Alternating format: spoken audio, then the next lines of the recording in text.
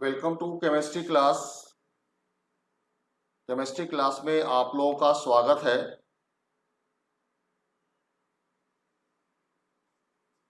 हम लोग some basic concept in chemistry, रसायन शास्त्र के मूलभूत अवधारणाएं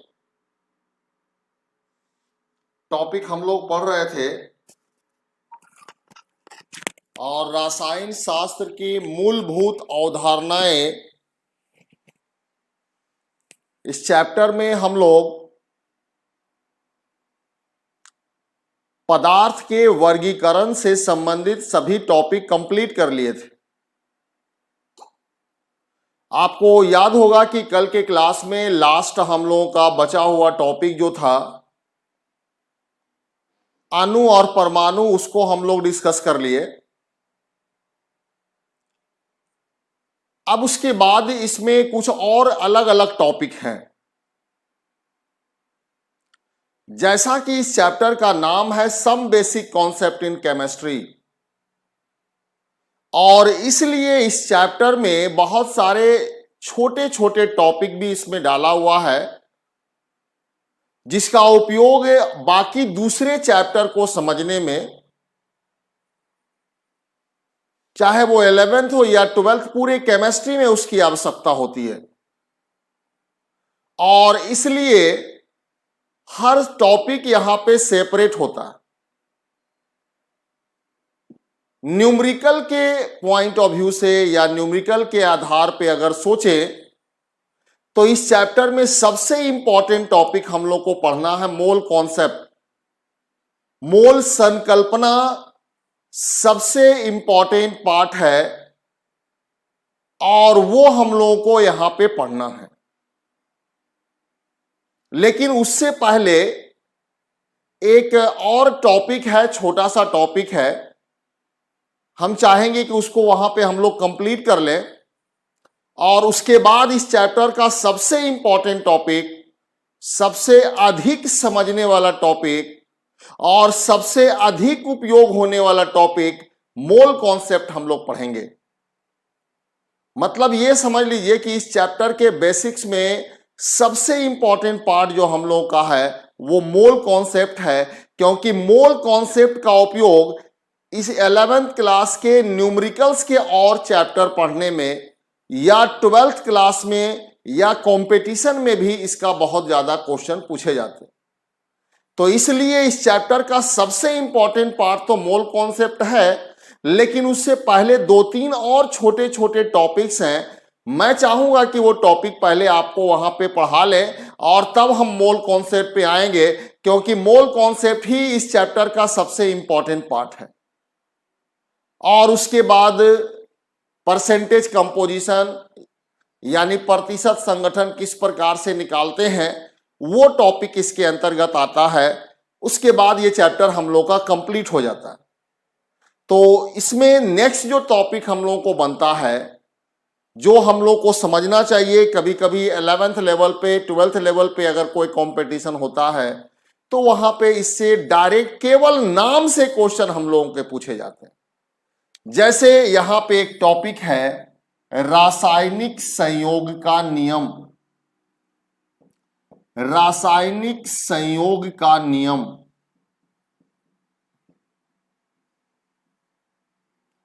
रासायनिक संयोग का नियम, इसको हम लोग अंग्रेजी में कहते हैं law of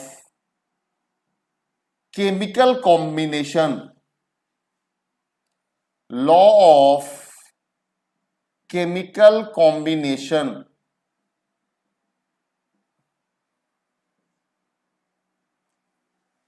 law of chemical combination, देखिए किसी भी चीज के लिए यदि हम लोग कहते हैं कि हाँ हम लोगों के घर का संस्कार बहुत अच्छा है, तो घर के संस्कार यदि अच्छे हैं तो इसका मतलब यह हुआ कि घर के जितने भी लोग हैं सभी लोग एक नियम का पालन करते हैं और नियम के अनुसार अपनी जिंदगी गुजारते हैं, कि हाँ बड़ों की इज्जत करना है और छोटों से प्यार से बात करना है, ये सारी बातें अगर आती हैं तो हम लोग संस्कारी कहलाते हैं कि नहीं, हमारे यहाँ के संस्कार बहुत अच्छे हैं, हमारे घर के कल्चर बहुत अच्छे हैं, हम लोग बड़े प्रेम से एक दूसरे के साथ रहते हैं। तो ये एक नियम बने होते हैं और उसी नियम के आधार पे घर अगर चलता है तो उसको हम लोग एक अच्छे संस्कार बोलते हैं। तो ये जो टॉपिक यहां पे हम लोग डिस्कस करने जा रहे हैं, वो टॉपिक का उद्देश्य यहां पर यह है कि इसमें जितने भी ऑर्गेनिक कंपाउंड बनाए जाते हैं, यानी विशेष रूप से जो यौगिक बनाए जाते हैं, वह यौगिक बनने में कुछ न कुछ नियम का पालन होता है और जो यौगिक उस नियम के आधार पर बनता है उसे हम लोग कहते हैं कि हाँ वो यौगिक है और अच्छे यौगिक हैं, और जो उस नियम का पालन नहीं करता है उसे हम लोग अच्छा यौगिक या कहते हैं कि यौगिक का निर्माण नहीं हुआ। जैसा कि आपको हम बताए थे, आपको याद होगा, आप अगर थोड़ा भी अगर ध्यान दीजिए तो आपको याद होगा, बताए थे कि यौगिक का निर्माण दो या दो से अधिक पदार्थों को निश्चित अनुपात में मिलाने के पश्चात होता है।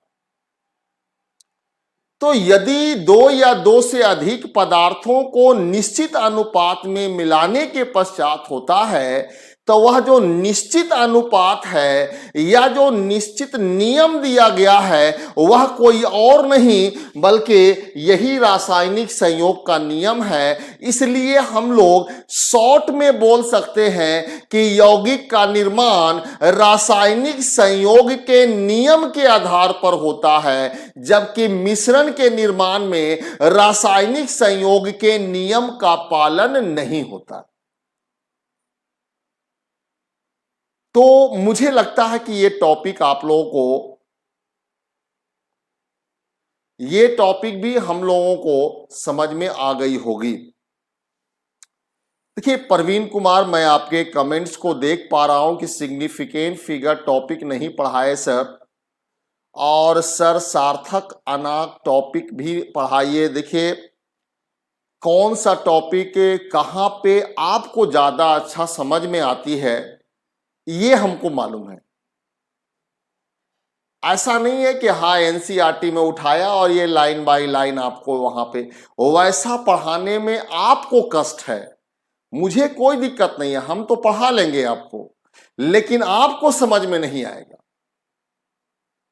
ये साइंस है और साइंस में भी केमिस्ट्री है, कोई हिस्ट्री नहीं है कि हाँ ये दादा राज था, ये अकबर है और उसके बाद यहाँ पे शाहजहां है और इस तरह से हम लोग सिस्टमैटिकली वहां पर देख लेंगे, बल्कि ये केमिस्ट्री है और इसमें कुछ ना कुछ जो है लोचा लगा हुआ रहता है और कहीं ना कहीं दांव पेच इसमें पड़ा हुआ है जिसको सिस्टमेटिक करने की आवश्यकता होती है, और बच्चों को अगर उसी के अनुसार अगर पढ़ाया जाए तो आपको ज्यादा बढ़िया से समझ में आती है। तो सिग्निफिकेंट फिगर हो या फिर यूनिट से संबंधित जो बातें यहां पे हैं हम लोग करेंगे, लेकिन उससे पहले जो बातें उसको समझने के लिए जरूरत पड़ती है वो चीज आप पहले यहां पर समझ लीजिए। इसलिए आप जब चैप्टर समाप्त हो जाए, जिस दिन हम अनाउंस कर देंगे कि आज आपका चैप्टर समाप्त हो गया, उस दिन हमसे आप कहिए कि सर ये वाला टॉपिक छूट गया और ये पढ़ा दीजिए। हम सारे टॉपिक आपको कवर कराएंगे। ये पहले भी आपको बताया कि एनसीईआरटी का सारा टॉपिक कवर करते हुए उससे अधिक भी आपको पढ़ाएंगे ताकि आपको बढ़िया से समझ में आए। हम पहले पढ़ाए कि साइंस को केवल रीडिंग नहीं डाला जा सकता, साइंस समझ के पढ़ना है।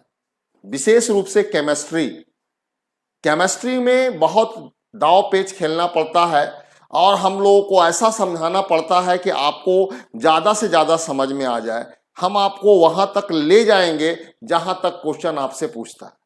इसलिए बउआ चिंता नहीं करिए, हम पहले ही बताए कि कैसे पढ़ाना है, ये मेरा चिंता है। आपको केवल ये चिंता लेना है कि अगर समझ में हमको आ जाए और समझ में आ जाए तो हमको याद कर लेना है, ये आपकी चिंता होना चाहिए। यदि हम लोग इस तरह से कोऑर्डिनेटेड वे में पढ़ेंगे, निश्चित रूप से केमिस्ट्री हम लोगों को 100% समझ में आ जाएगी। तो इसलिए आप चिंता ना करें, मैं जो है वो टॉपिक भी आपको पढ़ाऊंगा, लेकिन ये टॉपिक का भी संबंध ज़्यादा आपसे है और इसकी आवश्यकता है, इसलिए आपको हम यहाँ पे पढ़ा रहे हैं।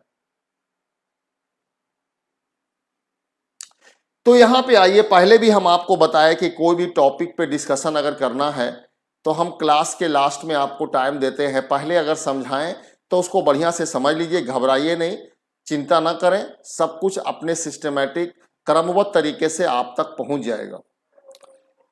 तो हम बात ये कर रहे थे, हम ये समझाने की कोशिश कर रहे हैं कि रासायनिक संयोग का नियम क्या है। तो जैसा कि आपको हम बताए कि हम लोग के घरों में जिस प्रकार से कुछ नियम होते हैं और हम लोग अपने घर को चलाने के लिए एक रेगुलर नियम का पालन करते हैं, वैसे ही किसी यौगिक के निर्माण करने के लिए भी कुछ नियम होते हैं और उस नियम का पालन किया जाता है। और कोई भी दो या दो से अधिक पदार्थ रासायनिक संयोग के नियम के आधार पर बनाया जाता है तो उसे हम लोग यौगिक कहते हैं। और जो रासायनिक संयोग के नियम का पालन नहीं करता है उसे हम लोग यौगिक नहीं कहते। यानी यौगिक का निर्माण रासायनिक संयोग के नियम के आधार पे ही होते हैं। अब इसके बाद आइए नेक्स्ट, इसमें जो पहला नंबर नियम है ये हम लोग समझते हैं। पहला नंबर जो हम लोग रासायनिक संयोग के नियम है, इसको हम लोग कहते हैं द्रव्यमान संरक्षण का सिद्धांत। द्रव्यमान संरक्षण का सिद्धांत, द्रव्यमान संरक्षण का सिद्धांत, law of conservation of mass. बहुत इंपॉर्टेंट टॉपिक है ये और बहुत सिंपल भी टॉपिक है, समझने वाला टॉपिक है, आपको बातें समझ में आ जाएंगी। तो सबसे पहली बात ये आप जानिए कि द्रव्यमान संरक्षण का सिद्धांत लावाजिए नामक वैज्ञानिक ने दिया था।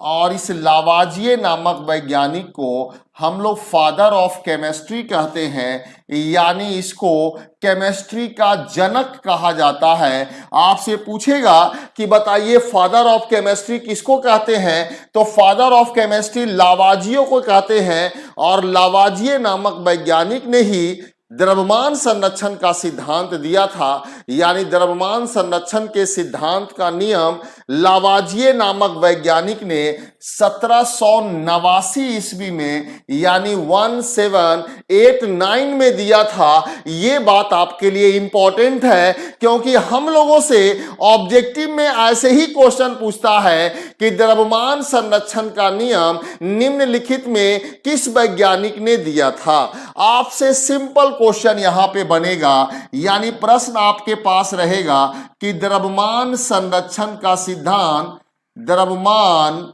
संरक्षण का सिद्धांत निम्नलिखित में किस वैज्ञानिक ने दिया था, वैज्ञानिक ने दिया था। ये हम लोग अगर यहां पर देखें, चॉइस नंबर ए आपका हो जाएगा प्रोस्ट, चॉइस नंबर बी में हो जाएगा डाल्टन, चॉइस नंबर सी में हो जाएगा लावाजिए और चॉइस नंबर डी में हो जाएगा इसमें से सभी, यानी सभी वैज्ञानिक। तो इस प्रकार से ऑब्जेक्टिव क्वेश्चन हम लोगों को यहाँ पे पूछता है। उम्मीद है कि अब अगर आप लोग जान गए हैं तो इस प्रकार के क्वेश्चन का आंसर देना आपके लिए कोई बहुत भारी बात नहीं है। तो इसलिए आप इस क्वेश्चन के आंसर को यहाँ पे टाइप करेंगे कि कौन सा क्वेश्चन आंसर यहाँ पर होगा कि द्रव्यमान संरक्षण का सिद्धांत निम्नलिखित में किस वैज्ञानिक ने दिया था। चॉइस नंबर 1 में प्रोस्ट, नंबर 2 में डाल्टन, नंबर 3 में लावाजिए और नंबर 4 में हो जाएगा जाएगा सभी।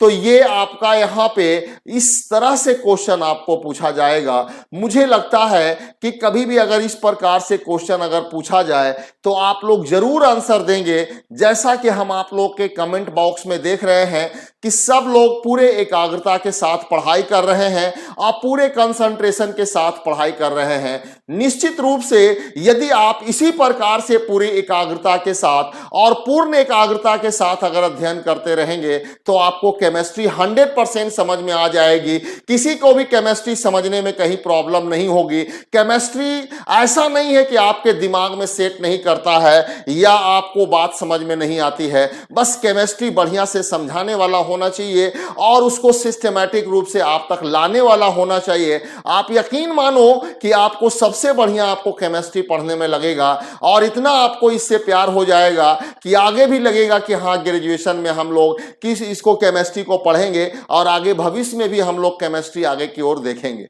क्योंकि बहुत सारे स्कोप भी इसको आपको पढ़ने के बाद मिलता है। कुछ फील्ड ऐसे रिसर्च के होते हैं या मेडिसिन फील्ड के होते हैं जिसमें केमिस्ट्री का रहना जरूरी है और केमिस्ट्री वाले को स्पेशल वहां पे नौकरी लगता है। तो इसलिए कभी ड्रग्स का है या ड्रग्स इंस्पेक्टर्स वगैरह में होते हैं तो वहां पे आपको इसको केमिस्ट्री वाले को भी महत्व दिया जाता है। तो इसलिए ये सब चीजों को हम लोगों को सीखना चाहिए। तो निश्चित रूप से आंसर हम लोगों का हो जाएगा यहाँ पे लवाजिए। अब एक चीज और यहाँ पे बड़ा इंटरेस्टिंग चीज है कि यहाँ पे पूछे कि भाई बताइए द्रव्यमान संरक्षण का सिद्धांत कब दिया गया। तो द्रव्यमान संरक्षण का सिद्धांत का डेट हम लोगों के लिए इंपॉर्टेंट है। यहाँ पे 1789 याद करना हम लोगों के लिए बड़ा आसान। एक को अगर खाली पहले रख दिया जाए और डायरेक्ट देखिएगा 7, 8, 9 यानी गिनती पढ़ लीजिए 7, 8, 9 अगर पढ़ लीजिए तो आपका काम यहां पर हो जाएगा। यानी 1789 ईस्वी में लवाजिए नामक वैज्ञानिक ने द्रव्यमान संरक्षण का सिद्धांत यहां पर दिया था जो 1789 ईस्वी में दिया गया। तो ये देखिए याद करने में अगर हम लोग भूलने की अगर कभी, चूंकि हम लोग भूलते बहुत ज्यादा हैं, विशेष रूप से अगर कभी डेट उट की बात रहे तो हम लोग ज्यादा भूलते हैं। तो याद रखो कि एक पहले से छोड़ दें 7, 8, 9 यहां पे हो जाएगा और 7, 8, 9 याद रखें तो ये हम लोगों का डेट याद रहेगा। अब आइए यहां पे हम द्रव्यमान संरक्षण के सिद्धांत से संबंधित कॉन्सेप्ट यहां पे आपको सिखाते हैं। मजा आएगा पढ़ने में, बहुत इंटरेस्टिंग टॉपिक है ये। द्रव्यमान संरक्षण का सिद्धांत अगर देखें तो बहुत इंपॉर्टेंट टॉपिक। द्रव्यमान संरक्षण का सिद्धांत कहिएगा हाँ सर आज बहुत ही प्रैक्टिकल चीज हम लोग सीखे। हम लोग अगर प्रैक्टिकली अपने दैनिक जीवन की बात अगर करें तो दैनिक जीवन में उपयोगी चीजों में एक बड़ा अच्छा सिद्धांत आप पढ़ते हैं और 9वीं क्लास में आप पढ़े हैं ऊर्जा संरक्षण का सिद्धांत। ऊर्जा संरक्षण का सिद्धांत आपको 9th क्लास में आपके सर पढ़ाए होंगे ऊर्जा संरक्षण का सिद्धांत। और ऊर्जा संरक्षण का सिद्धांत कहता है कि ऊर्जा का ना तो निर्माण किया जा सकता है और ना ही विनाश किया जा सकता है, इसे केवल एक रूप से दूसरे रूप में बदला जा सकता है। यह है द्रव्यमान संरक्षण का सिद्धांत। तो द्रव्यमान संरक्षण का सिद्धांत कहता है कि ऊर्जा का ना तो निर्माण किया जा सकता है ना ही विनाश किया जा सकता है, इसे केवल एक रूप से दूसरे रूप में बदला जा सकता है। जैसे हम लोग अगर भोजन खाते हैं तब भोजन लेते हैं तो अंदर जाने के बाद वो स्थितिज ऊर्जा के रूप में हमारे शरीर में संचित होता है। यदि आप भोजन किए हुए हैं और उठाए साइकिल और कहे चलो मार्केट जाना है, 2 किलोमीटर की दूरी एक बार पैंडल मारते हुए हड़हड़ाते हुए आप पहुंच जाते हैं, लेकिन जब वहां कुछ देर आप रहते हैं तो कुछ देर रहने के बाद जब ऊर्जा आपका वहां पे नष्ट हो जाता है तो वहां शाम में जब रिटर्न होने लगते हैं तो आपके पास उतना ऊर्जा नहीं बचता कि बहुत स्पीड में साइकिल को चलाया जाए, बल्कि आप एकदम धीरे धीरे मस्ती में वहां से आते हैं। कहेंगे यार बड़ी भूख लगल है, एकदम शरीर जो है एकदम पस्त हो गया है, दिन भर काम करके एकदम आने के लायक नहीं बचे हैं। तो इसका मतलब यह हुआ कि जो ऊर्जा आप भोजन के यहां स्थितिज ऊर्जा के रूप में लेकर गए थे वो साइकिल चलाने में या काम को करने में वहां पे नष्ट हो गया, इसलिए रिटर्न होने में हम लोगों को यहां पर आने में ऊर्जा नहीं मिल रहा था। इसको कहते हैं ऊर्जा संरक्षण का सिद्धांत, यानी ऊर्जा का निर्माण केवल एक रूप से दूसरे रूप में किया जा सकता है। एक और बड़ा अच्छा हम आपको उदाहरण देते हैं जो आपके लिए है और आप लोगों को काम आने वाली चीज है। यदि कोई स्टूडेंट अपने भविष्य में बहुत आगे बढ़ना चाहते हैं कि हम अपने टारगेट तक पहुंचे, हम आईएएस बने, एसडीएम बने, डीएसपी बने, या हम एक अच्छी नौकरी प्राप्त करें। यदि आपका टारगेट वैसा है कि बड़ा सा नौकरी हमको प्राप्त करना है या कोई बड़ा टेक्निकल काम करना है, डॉक्टर बनना है, इंजीनियर बनना है, वकील बनना है या टीचर बनना है, कोई बड़ा चीज अगर आपको टारगेट है और अभी आप पढ़ाई स्टार्ट कर रहे हो 11th क्लास का, तो याद रखना ऊर्जा संरक्षण के सिद्धांत का पालन करना। जिंदगी में कभी आप नाकाम नहीं होंगे, आप हमेशा कामयाब होइएगा। मतलब क्या है कि आपके शरीर का ऊर्जा निश्चित है, इसलिए महत्तम मैक्सिमम से मैक्सिमम ऊर्जा को आप अपने पढ़ाई में लगाइएगा। पढ़ने में भी ऊर्जा हम लोगों को खर्च होती है, इसलिए यदि आप ऊर्जा संरक्षण के सिद्धांत का पालन करेंगे और अपने मैक्सिमम एनर्जी को पढ़ने में अगर लगाइएगा, आपको पढ़ने का वहां पे दिल ज्यादा करेगा, अधिक से अधिक बातें याद होगी और भी अधिक से अधिक पढ़ने का दिल करेगा। और अगर आप ऐसा नहीं करते हैं, जो सामान्य रूप से बच्चे गलती करते हैं कि सुबह में नाश्ता पानी किए, निकल गए खेलने कूदने के लिए और खूब खेल कूद करके फिर शाम में आते हैं और सोचते हैं कि चलो शाम में बैठ करके हाथ मुंह धो करके अब पढ़ाई किया जाए। जैसे ही पढ़ने के लिए बैठते हैं तो मालूम हुआ कि कभी झुकनी आने लगता है, कभी भूख लगने लगती है, कभी आपको खुजली आने लगता है, कभी प्यास लगती है, कभी कोई ना कोई काम याद आ जाता है और आपको पढ़ने का दिल नहीं करता। ये ऐसा इसलिए होता है क्योंकि आपके पास एनर्जी नहीं बचा है। आप सारा एनर्जी दिन भर जो है बकैती करने में, बातचीत करने में, मोहल्ले में एक दूसरे के मजाक उड़ाने में आप एनर्जी समाप्त कर दे चुके हैं। आपके पास इतना एनर्जी ही नहीं है कि बैठ के किताब खोल करके आप पढ़ सकें। इसलिए यदि अच्छा करना है और बढ़िया से पढ़ाई करना है तो अपने एनर्जी को बर्बाद मत कीजिए। सुबह में जब आपको समय मिले आप तुरंत कॉपी किताब निकाल के पढ़ना शुरू कर दीजिए। आपके पास एनर्जी होता है, पढ़ने में दिल लगेगा और धीरे धीरे अगर पढ़िएगा तो आपको फिर मजा आने लगेगा। तो इसलिए आप यहां पर ये बात को याद रखेंगे। बहुत प्रैक्टिकल चीजें हैं आपके दैनिक जीवन का। तो जहां पे आपको जो काम करना है आप अपने अनुसार उसी में आप ऊर्जा लगाइए। जहां पे ऊर्जा लगाइएगा उसी चीज में आगे बढ़िएगा। कोई अगर मारपीट में अगर ज्यादा ऊर्जा लगाएगा तो उसी में आगे बढ़ेगा। इसलिए ऊर्जा संरक्षण सिद्धांत जिस प्रकार से दैनिक जीवन में हम लोगों के लिए महत्वपूर्ण और इंपॉर्टेंट है, ठीक उसी प्रकार से यहां हम लोग देखते हैं द्रव्यमान संरक्षण का सिद्धांत। और द्रव्यमान संरक्षण का सिद्धांत एक रासायनिक संयोग का नियम है और इसलिए इसका संबंध भी रासायनिक अभिक्रिया के साथ है। और इसलिए कहता है कि रासायनिक अभिक्रिया के बाद और रासायनिक अभिक्रिया के पहले पदार्थ का द्रव्यमान निश्चित स्थिर होता है, अर्थात पदार्थ के द्रव्यमान में कोई परिवर्तन नहीं होता है। इसे हम लोग द्रव्यमान संरक्षण का सिद्धांत कहते हैं। तो अब आइए यहां पे बात हम लोग कर रहे थे कि द्रव्यमान संरक्षण का सिद्धांत। जैसे आप उदाहरण देखिए, ये हाइड्रोजन है और ऑक्सीजन है, दोनों मिलकर के बनाया H2। ये जो आपका है इसको हम लोग कहते हैं अभिकारक या अभिकर्मक, और इसको हम लोग कहते हैं उत्पाद। ये जो है अभिक्रिया प्रारंभ होने से पहले की बात है, और ये अभिक्रिया प्रारंभ होने के बाद की बात है। तो यहां पे कहता है कि कोई भी रासायनिक अभिक्रिया यदि संपन्न होता है तो रासायनिक अभिक्रिया के संपन्न होने में उत्पाद का द्रव्यमान अभिकर्मक के द्रव्यमान के बराबर होता है। इसी को द्रव्यमान संरक्षण का सिद्धांत कहते हैं। यानी रासायनिक अभिक्रिया यदि हो जाएगा तो रासायनिक अभिक्रिया के संपन्न होने में द्रव्यमान में कोई परिवर्तन नहीं होगा। जितना द्रव्यमान अभिकर्मक की ओर है उतना ही द्रव्यमान उत्पाद की ओर है। ऐसा नहीं है कि अभिक्रिया संपन्न होने के बाद द्रव्यमान में किसी तरह का कोई प्रॉब्लम नहीं होगी।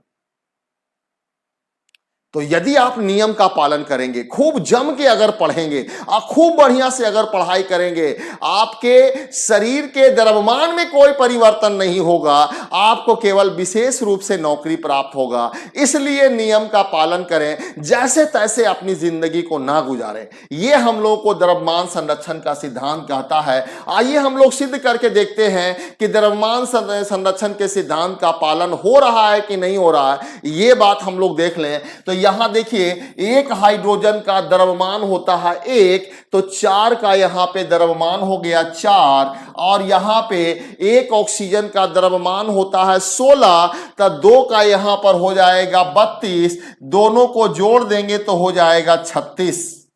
यहां पे देखिए तो 2 यहां गुना में है, और ये 2 + 16 और 2 गुना 18, और तब हो जाएगा 36। यानी 36 इकाई यहां पर भी है और 36 इकाई यहां पर भी है। यानी जितना द्रव्यमान उत्पाद की ओर है उतना ही द्रव्यमान अभिकर्मक की ओर है, और दोनों ओर अगर द्रव्यमान बराबर है तो इसका मतलब यह हो गया कि यह द्रव्यमान संरक्षण के सिद्धांत का पालन करता है। और जो यौगिक द्रव्यमान, जो पदार्थ अगर द्रव्यमान संरक्षण के सिद्धांत के नियम का पालन करते हुए अगर बनता है तो उसे यौगिक कहते हैं। तो इसलिए जल का निर्माण जो हुआ है वो द्रव्यमान संरक्षण के सिद्धांत के नियम के आधार पर हुआ है, इसलिए यह यहां पे एक प्रकार का यौगिक है।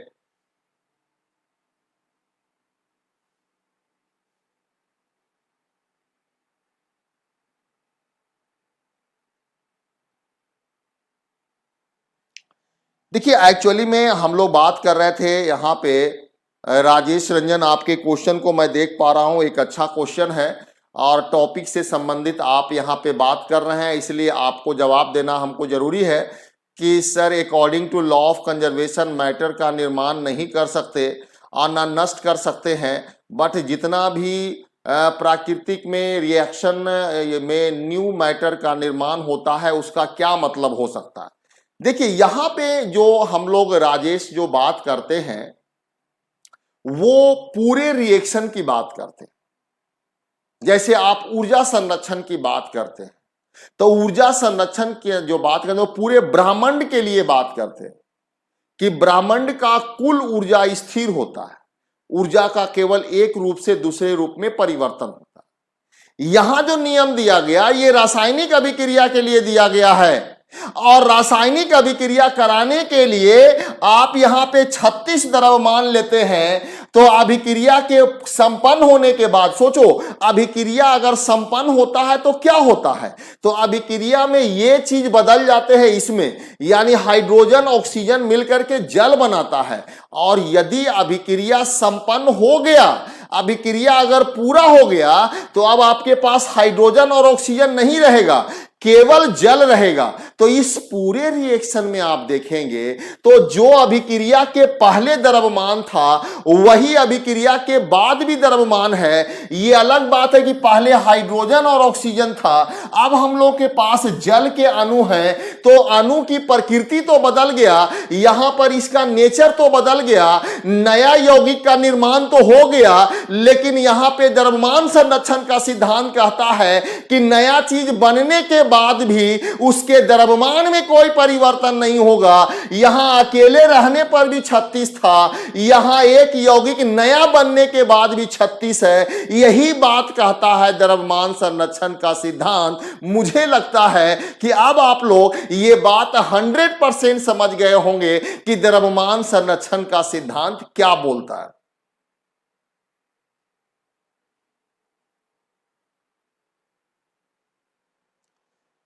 मुझे लगता है कि आप लोगों को ये बातें समझ में आ गई होंगी। शुभम राज लगता है लेट से ज्वाइन किए हैं और इसलिए पूछ रहे हैं कि law of conservation of mass का सिद्धांत किसने दिया। हम आपको बता चुके हैं कि लावाजिए नामक वैज्ञानिक ने दिया है, इसलिए आप अगर वहां पे पीछे का वीडियो देखिएगा आपको उसमें मिलेगा।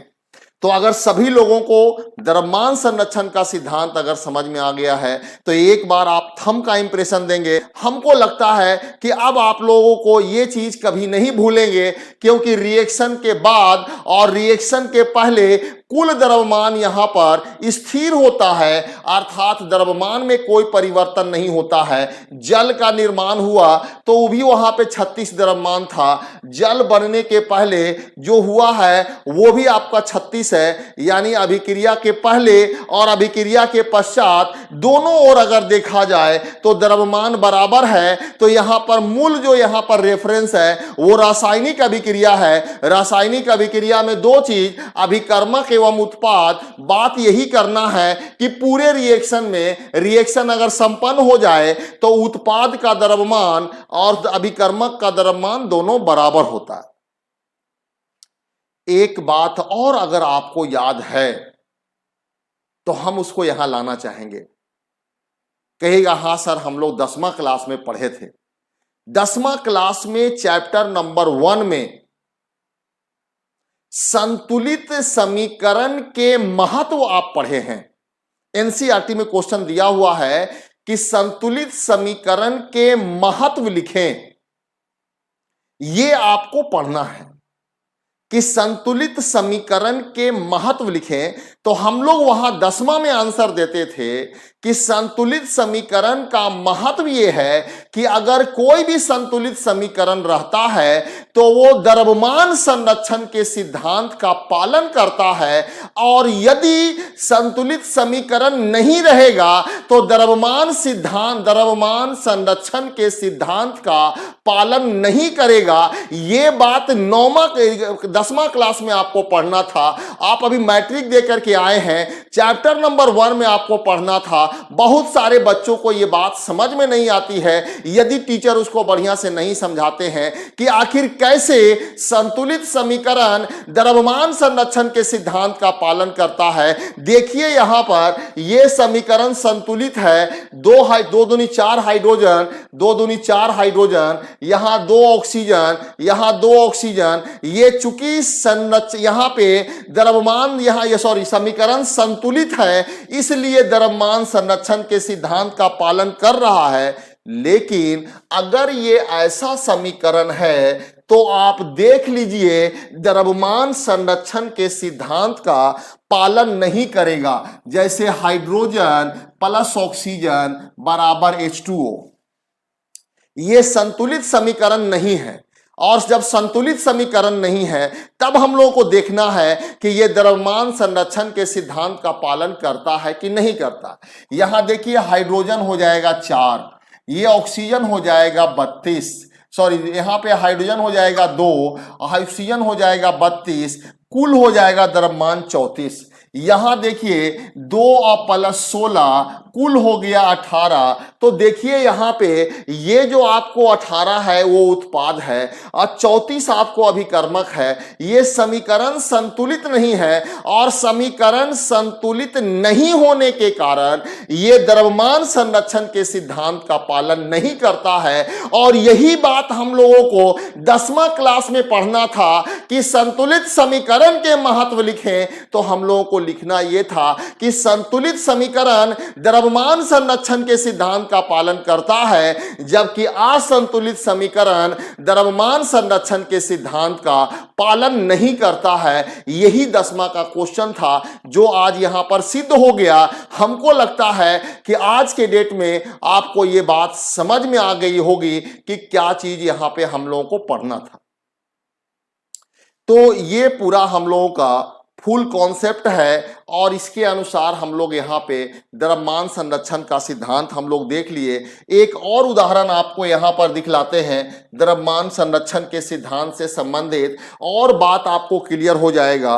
देखिए, एक्चुअली में हम बार बार अपने स्टूडेंट्स को कहते हैं कि आप घबराएं नहीं, बात को समझिए और अपने दिमाग में स्टॉक बढ़ाइए।